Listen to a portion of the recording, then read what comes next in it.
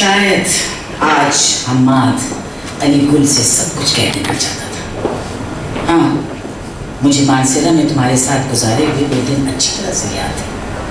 علی گل نے ماضی میں جھانکتے ہوئے کہا. وہ دن میں کیسے بھول سکتا ہوں جب ہم دونوں مدرسے کے پچھلے دروازے سے نکل رہے تھے. اس وقت سامنے والی مسجد کے ذہن میں کچی چھت کے سائبان میں خوارزم نامی لڑکا سب کو تربیتی کورس کے لیے اکٹھا کر رہا تھا.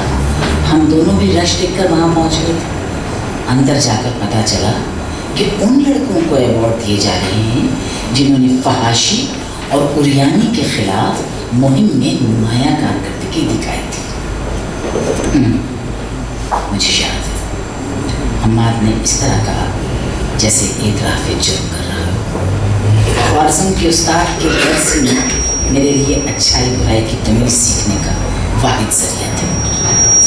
مصوری، شاعری، قصہ گوئی، شعر و شاعری، اداکاری، یہ سب کام کرنے والے کافر بلکہ کافر سے نمٹتا ہے. کیونکہ کافر تو کھلا دشمن ہوتا ہے نا، جبکہ یہ لوگ مسلمان ہو کر ہمارے درمیان رہ کر دوست بن کر ہمارے ذہنوں اور ایمان دونوں کو خراب کرتے ہیں. ان کو روکنا ہمارا فرض ہے. پہلے انہیں سمجھاؤ اور اگر نہ مانے تو پھر طاقت کے ذریعے انہیں روکو، ورنہ روز حشر ہم سب بھی منافقوں کی طرح جہنم کے سب سے نچلے حصے میں جائیں گے. یہ وہ درس تھا جو صبح و شام خوارزم کی بیٹھک میں دیا جاتا تھا.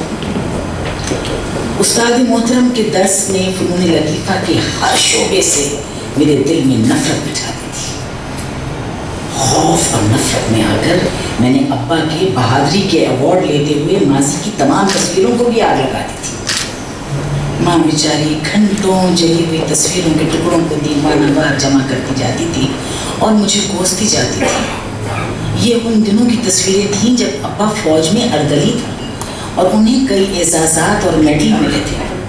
اور انہی تصویروں میں ان کی شادی کی یادگار تصویریں بھی تھیں. مگر استاد کا کہنا تھا کہ تصویریں بت پرستی کی طرف لے جاتی ہیں. ماں گھر چلانے کے لیے کشیدہ کاری کا مرکز چلا رہی تھی اور ابا ہوٹل میں دھماکے کے بعد ٹانگ کٹوا کر بستر پر پڑا تھا. بستر پر پڑے پڑے اس کے جسم میں پھوڑے پڑ گئے تھے جن سے پیپ اور خون رس رہا تھا. مانسیرا میں گزارے دن ڈرامے خواب کی طرح حماد کے ارد گرد منڈلا رہے تھے. ایسے خیالات جن کا تعلق کسی شہر، علاقے یا محلے کے بجائے خود سے منتخب کی ہوئی صحبت سے تھا. یہ اس کا وہ متضاد اور پراسرار ماضی تھا جس سے دادو کے گھر میں کوئی واقف نہیں تھا. حماد بے خیالی میں بہت سی ایسی باتیں کہتا جا رہا تھا جو مانسیرا کے علی گل کو پہلے سے معلوم تھی. انہی دنوں اماں نے انڈسٹریل ہوم میں کشادہ کاری کے ساتھ ساتھ انگریزی بھی پڑھانا شروع کر دی تھی، جس پر میں نے بہت ادھم مچایا تھا اور گھر چھوڑ کر تمہارے گھر آ گیا تھا. استاد کہتے تھے کہ انگریزی کافروں کی زبان ہے، کافروں کی. میں نے دل ہی دل میں اماں کے اس ٹیوشن سینٹر کو بم سے اڑانے کی ترکیبیں سوچنا شروع کر دی. ادھر اماں کمپیوٹرز کے لیے گرانٹ کی درخواست دینے پشاور تک پہنچ گئی، جہاں فضل کریم بھائی سے ماں کی ملاقات ہوئی.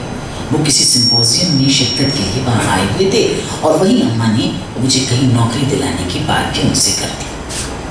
اور اماں نے فضل کریم بھائی کے دیے ہوئے پتے کے ساتھ مجھے کراچی روانہ کر دیا اور اس طرح میں دادو کے پاس پہنچ گیا. حماد نے لمبا سانس کرتے ہوئے اپنی بات مکمل کی. مگر خوارزم کے استاد کی نصیحتوں سے بھرے تمہارے دل پر دادو کے گھر کا ماحول دیکھ کر کیا گزری؟ عورتوں کی تعلیم اور انگریزی زبان کے خلاف استاد محترم کے فتوے، فنون لطیفہ، شاعری پر کفر کے خطابات، ان سب کا کیا بنا؟ علی گل نے آخرکار اپنے ذہن میں ہر فرق مچلتے سوالات کو حماد کے آگے رکھ دیا. سچ بات تو یہ ہے کہ حماد سوچتے ہوئے بولا، یہاں آ کر مجھے سارا ماحول ملحدانہ بلکہ کافرانہ قسم کا لگ رہا تھا. दादू की शेर व शायरी, शोरा के किस्से, रिदा बाजी का खुले मुंह घूमना, फजल करीम और रबनवाज भाई का अंग्रेजों की नकाली भरा कारोबार, सच पूछो तो इन सब चीजों से नफरत और कराहियत होती थी। बहुत दिन तक तो मैं सोचता रहा कि मुझे ऐसे खराब माहौल में रहना भी नहीं चाहिए। फिर मैंने सोचा कि शायद उस्ताद की दुआ के तौफीक मुझे इस घर के लिए मुंतखब किया गया। मैंने दिल ही दिल में इस घर में सुधार लाने का मंसूबा तैयार करना शुरू कर दिया। मैं दादू को बताऊंगा कि शेर व शायरी फिस्क व फुजूर की तरफ ले जाती है, लड़कियों का खुले मुंह घूमना और अंग्रेजी जबान का पढ़ना अज़ाब इलाही को दावत देता है, काफिरों का जैसा रहन सहन जहन्नुम की तरफ ले जाता है। मगर मुझे उस्ताद की ये नसीहत भी याद थी कि किसी को कुछ समझाने से पहले खुद को टटोल कर अच्छी तरह ये सोचो कि क्या तुमने इतना इल्म भी हासिल किया है जो दूसरे तक बात पहुंचाने के लिए ज़रूरी है। किसी को पैगाम देने से पहले, कुछ समझाने से पहले इतना काबिल एतमाद बनना पड़ता है कि दूसरा तुम्हारी बात को रद्द करने से पहले कई बार सोचे। इससे पहले कि हम्माद अपनी बात आगे बढ़ाता, अचानक कमरे का दरवाज़ा जोर से खुला। हम्माद और अली गुल घबरा कर अपने अपने बिस्तरों से उठ बैठे। दरवाजे पर रबनवाज खड़ा था, उसका चेहरा गुस्से से तमतमा रहा था और आंखों में नफरत भरी थी। रबनवाज क्या कुछ कह रहा था, हम्माद को कुछ सुनाई नहीं दे रहा था। उसका सारा वजूद सनसना रहा था और दिमाग में आंधियां सी चल रही थी। तो तुम यहाँ दवाओं के जरिए कत्ल करने आए हो। कान खोल कर सुन लो, तुम दोनों इस वक्त तक यहाँ से कहीं नहीं जा सकते जब तक कि दादू की तमाम दवाएं और मेडिकल आलात की लेबॉर्ट्री से टेस्ट रिपोर्ट्स नहीं आ जाती। और अगर दादू की दवाओं में किसी आमिज़िश का जरा सा भी सबूत मिला तो फिर तुम दोनों को जेल जाने से कोई नहीं बचा सकेगा। दोनों साकित खड़े थे। इसके बाद बाहर से कमरा लॉक होने की आवाज़ आई और फिर कमरे में खामोशी छा गई। हम्माद और अली गुल पर 3 हफ्ते पहाड़ की तरह भारी गुजरे। आखिरकार अब उन्हें ये घर छोड़ना था। वो दोनों किसी अनजानी मंजिल के मुसाफिरों की तरह भटकने के लिए खुद को तैयार कर चुके थे। हम्माद ने अपना सामान भी बांध लिया था, वही एक सूटकेस जो वो साथ लेकर आया था। रात ढलने लगी थी। नींद अली गुल और हम्माद दोनों की आंखों से कुसुम फूटी और फिर अचानक दरवाजे पर दस्तक हुई। वो दोनों सहम गए। इस वक्त, हाँ, आज से 3 हफ्ते पहले तकरीबन इसी वक्त दरवाजे पर बेदबारी और शक ने दस्तक दी थी। मगर इस वक्त कौन हो सकता है? कौन है? हम्माद को खुद अपनी आवाज़ से डर लग रहा था, मगर दरवाजे पर बिल्कुल खामोशी थी। कौन? उसने इस बार जरा जोर से पूछा, मगर आवाज़ में खौफ नुमाया था। मैं रबनवाज। हम्माद ने डरते डरते दरवाज़ा खोला। रबनवाज भैया, मेरा मतलब है आप बिल्कुल फिक्र ना करें, हम दोनों सुबह सुबह ही यहाँ से चले जाएंगे। उसने रबनवाज की तरफ से नजरों से देखते हुए कहा। रबनवाज की आंखें सुर्ख हो रही थी जैसे कई रातों की नींद की प्यासी आंखें। क्या मैं अंदर आ सकता हूँ? जी जी जी जी जी जी आइए आइए, हम्माद ने बौखलाते हुए कहा। मुझे मालूम है बहुत देर हो गई है। नहीं, हम अभी सोए नहीं थे। नहीं, मेरा मतलब है तुमने जाने की तैयारी मुकम्मल कर ली होगी ना। मैं ये कहना चाहता था कि जी रबनवाज भाई, हमारे रहने का भी इंतज़ाम हो गया है। आपको मेरी वजह से कोई परेशानी नहीं होगी और ना आइंदा मैं इस घर का रुख करूँगा। मेरी वजह से आप सबको जो अज़ियत पहुँची है मैं उसका इज़ारा तो नहीं कर सकता और दादू से तुम्हें आँख मिलाने के भी काबिल नहीं। जब एक बार का बंद टूट जाए तो सारी उम्र शक की तुगयानी से लड़ना पड़ता है। ये बात मैंने दादू की लाइब्रेरी की किसी किताब में पढ़ी थी। जब मैंने अपना एतबार ही खो दिया तो फिर सफाई देने की कोशिश करना हिमाकत है। हम्माद नजरें झुकाए बोले जा रहा था। सुनो, तुम और अली गुल कहीं नहीं जा रहे, तुम दोनों यहीं रहोगे बिल्कुल पहले की तरह। मगर हम्माद ने उसकी तरफ वैसे देखा जैसे उसे अपने कानों पर यकीन ना आ रहा। عماد، بڑے بڑوں سے کبھی کبھی غلطیاں ہو جاتی ہیں. میں تمہیں اس دلدل میں پھر دوبارہ نہیں پھنسنے دوں گا جس سے باہر نکلنے کے لیے تم نے خود کو اتنا بدل ڈالا. ہو سکے تو مجھے معاف کر دینا. پچھلے 3 ہفتوں میں جو کچھ ہوا اسے ایک ڈراؤنا خواب سمجھ کر بھول جانا. میری خاطر نہیں، دادو کی خاطر. اور ہاں، اپنی قیمتی چیزیں ادھر ادھر نہ پھینکتے پھرا کرو، احتیاط سے رکھا کرو. اپنی ڈائری میں آئندہ بھی اپنے دل کی سچی باتیں لکھتے رہنا. اس ڈائری نے مجھے آج کفارہ ادا کرنے میں بڑی مدد کی. حماد، تم نے ڈائری میں جو کچھ لکھا ہے وہ خود سناؤ گے تم یا میں تمہاری ڈائری پڑھ لوں؟ آخر علی گل مجھے بغیر نہ رہ سکتا. میں نے تمہیں بتایا تھا نا کہ میں دادو کی جی جان سے خدمت کرنے لگا تھا. اکثر دادو سو بھی جاتے تو ان کو جگا کر رات گئے دبا دیتا. اس لیے میں ان کے کمرے میں بیٹھا رہتا. وقت گزارنے کے لیے اکثر دادو کی لائبریری میں کتابوں کی ورق گردانی شروع کرتی. کچھ پڑھ لینا پڑتا، ہر بات سر پر سے گزر جاتی. ایک طرف استاد محترم کی یہ بات کہ خالی دماغ شیطان کا گھر بن جاتا ہے کتابوں کی طرف کھینچتی، مگر ساتھ ہی ان کی یہ بات کتابوں کی طرف جانے سے روکتی کہ فضول باتیں دل کو کفر کا گھر بنا دیتی ہیں. ایک رات میں دادو کے پاؤں دبا رہا تھا اور اسی دوران میں وہ سو گئے. رات میں ان کا بلڈ پریشر لینا تھا اور دوا بھی دینی تھی، اس لیے میں انہی کے کمرے میں بیٹھا لائبریری سے لائی ہوئی کتابوں کو الٹ پلٹ کر دیکھنے لگا.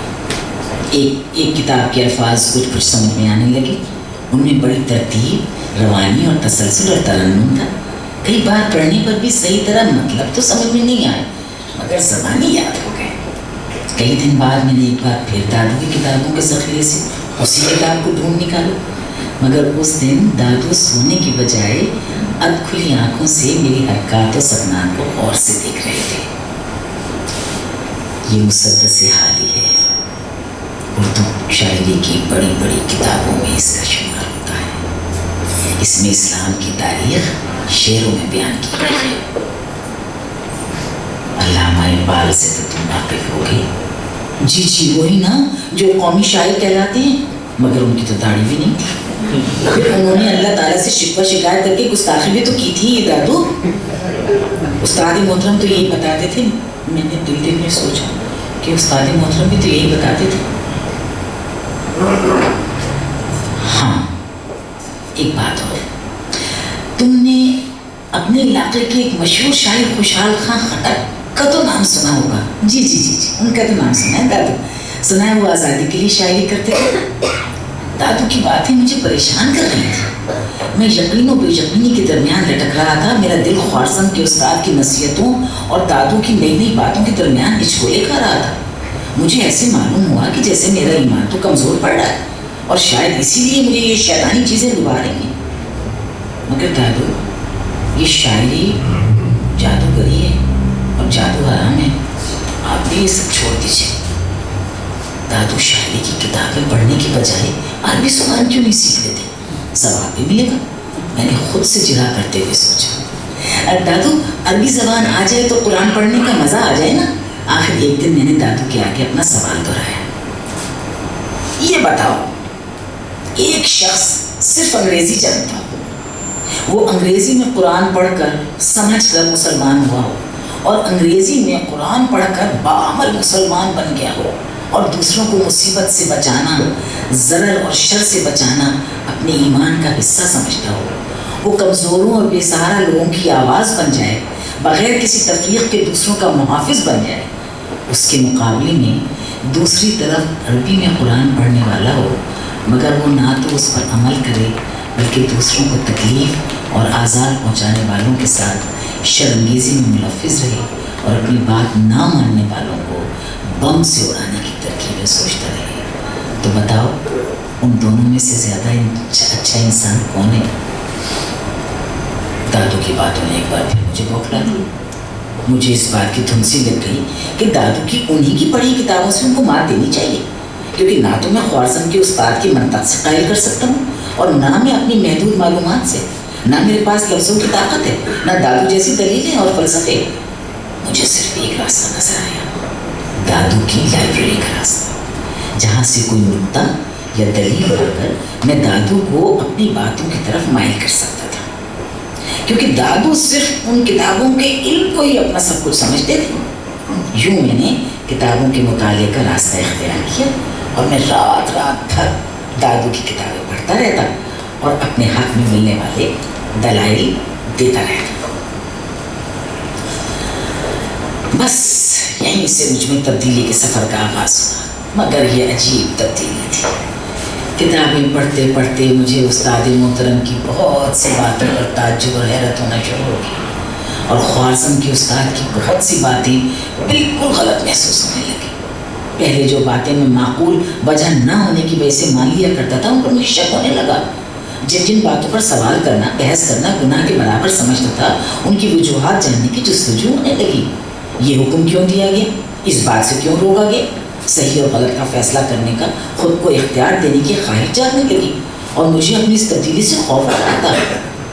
پھر استاد محترم کا یہ قول بار بار کتابوں سے دور کرنے کی ترغیب دیتا کہ فضول کتابیں دل کو زنگآلود کر دیتی ہیں، مگر میں غیر محسوس طور پر ان کتابوں کا اسیر ہونا شروع ہو گیا۔ حماد بولے جا رہا تھا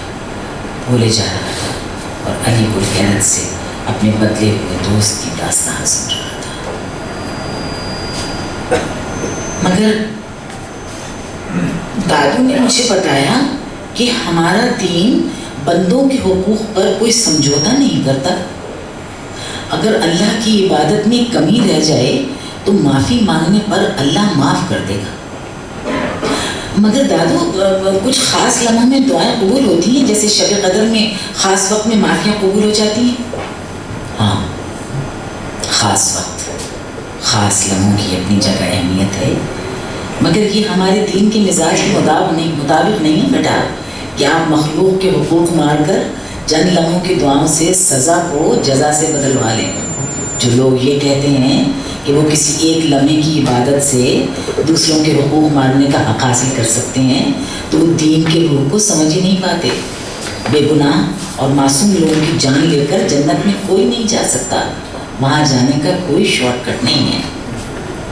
دادو کی باتیں مجھے دور لے جا رہی تھیں، وہ کبھی داستان گو بن جاتے، کبھی تاریخ کے استاد، اور کبھی علم کا دانش کدا، تو کبھی آئینہ گر۔